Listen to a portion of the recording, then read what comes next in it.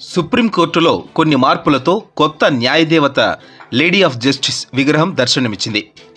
చట్టం గుడ్డిది కాదన్న సందేశాన్ని ఇచ్చేలా న్యాయదేవత కళ్లకు కట్టి ఉండే నల్ల రిబ్బన్ను తొలగించడంతో పాటు అన్యాయాన్ని శిక్షించడంలో ప్రతీకగా నిలిచే చేతిలోని ఖడ్గం స్థానంలో రాజ్యాంగాన్ని ఈ కొత్త విగ్రహంలో చేర్చారు.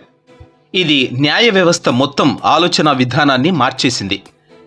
సిజేఐ చంద్రచూడ్ ఆదేశాల మేరకు పాత విగ్రహానికి పలు మార్పులు చేస్తూ న్యాయమూర్తుల లైబ్రరీలో దీన్ని ఆవిష్కరించారు. న్యాయదేవత విగ్రహంలో అంతకుముందు కళ్లకు గంతలు, కుడి చేతిలో త్రాసు, ఎడమ చేతిలో ఖడ్గం ఉండేవి. అయితే నూతన విగ్రహంలో కళ్లకు గంతలను తొలగించారు. దేశంలో చట్టం గుడ్డిది కాదనే స్పష్టమైన సందేశాన్ని ఇవ్వడానికే సుప్రీంకోర్టు ఈ మార్పులు చేసినట్టు తెలుస్తోంది. అలాగే ఎడమ చేతిలో ఖడ్గానికి బదులుగా రాజ్యాంగ పుస్తకాన్ని ఉంచారు. ఇటీవల భారత ప్రభుత్వం బ్రిటిష్ పాలన నుంచి అమల్లో ఉన్న క్రిమినల్ చట్టాలను మార్చిన నేపథ్యంలోనే న్యాయదేవత విగ్రహానికి మార్పులు చేసినట్లు పలువురు భావిస్తున్నారు.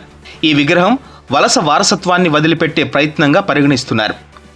బ్రిటిష్ వారసత్వం నుంచి భారత్ ముందుకు సాగాలని చంద్రచూడ్ విశ్వసిస్తున్నారని, చట్టం ఎప్పుడూ గుడ్డిది కాదని, అది అందరినీ సమానంగా చూస్తుందని సిజేఐ కార్యాలయం తెలిపింది.